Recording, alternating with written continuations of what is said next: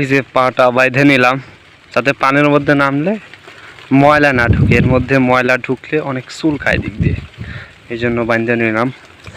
আসসালামু আলাইকুম। সকালবেলা বাঁশ কেনার জন্য বাজারে যাচ্ছি, কেননা বাঁশ কেনার পরে আমার ওই বাঁশগুলা দিয়ে পাটগুলা শুকাতে হবে এবং পাট কাঠিগুলো শুকাতে হবে। এই কারণে সকাল সকাল বেরিয়ে পড়েছি বাজারের উদ্দেশ্যে। তো বাজারে গিয়ে দেখি ভালো ভালো কয়েকটা বাঁশ আছে, তো বাঁশগুলো আমরা পছন্দ করে নিয়ে বাঁশগুলো আমরা ভ্যানে তুলে বাঁশগুলো বাসায় নিয়ে আসি। তো বাঁশগুলো নিয়ে আসতে গিয়ে অনেক সমস্যা হয়েছে, কারণ আমাদের রাস্তা অনেক পরিমাণ কাদা। তারপর ওইভাবে কষ্ট করে নিয়ে এসেছি কোনো রকমে। বাজার থেকে 4টে বাঁশ কিনে আনছি এবং 4টে খুঁটি কিনে নিয়েছি। এই যে 4টে বাঁশ, আর এই জায়গায় 4টে খুঁটি আছে। খুঁটি সাধারণত নিয়েছি এই জন্যে যে হচ্ছে পাট কাঠিগুলা পালা দেওয়ার জন্য, ওর ওপর বাঁশের পাইপ দিয়ে পালা দিতে হবে, এই জন্য ওই সিমেন্টের খুঁটিগুলো নিয়ে আসা হয়েছে। আর এগুলো মনে করেন যে টাঙানোর পর পাটগুলো লাইটে দেওয়া লাগবে, শুকানোর পর বিক্রি হবে। আরও পাট আছে, এগুলো নিয়ে আসবো। এই কারণে 4টে খুঁটি এবং 4টা বাঁশ নিয়েছি।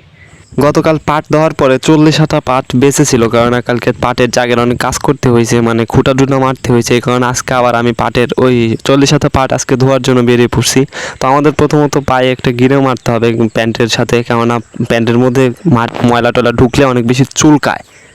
এই যে পাটা বাইঁধে নিলাম যাতে পানির মধ্যে নামলে ময়লা না ঢুকে। এর মধ্যে ময়লা ঢুকলে অনেক চুল খায় দিক দিয়ে, এই জন্য বাইঁধে নিলাম।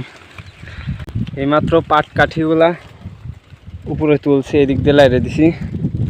আর উপরে জাগের ওপরে কয়েকটা মানে ভারী ভারী কইসে টইসে সব তুলে দিছি, যার কারণে মনে করেন যে খুব ভারীর কারণে ডুবে থাকবে। একটু সেইটা আসছিল। আর এই কটা পাট কালকে ধোয়ার পরে এই কটা বাঁচছিল, এই কটা এইমাত্র করলাম। বাসা যাচ্ছি। এই কটা পাট দিছি, মাত্র 40 মুঠা হয়েছে, 40 মুঠা ছিল। আর এই যে এই জায়গায় একটা জায়গা আছে সামনে। বিকালবেলা ফ্রি টাইমে দেখি ছোটো ভাইয়েরা ফুটবল খেলতেছে রাস্তার মধ্যে দোকানের পাশে। তো আমিও ওই জায়গায় দেখলাম ফুটবল খেলাটা, এবং কিছুক্ষণ পরে আমিও জয়েন করলাম।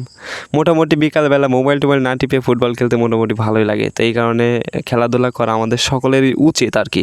মোবাইল না টিপে খেলাধুলা করা আমাদের জন্য সবার জন্য উপকারী। তো যাই হোক, আজকের ভিডিওটা এই পর্যন্তই শেষ করে দিচ্ছি।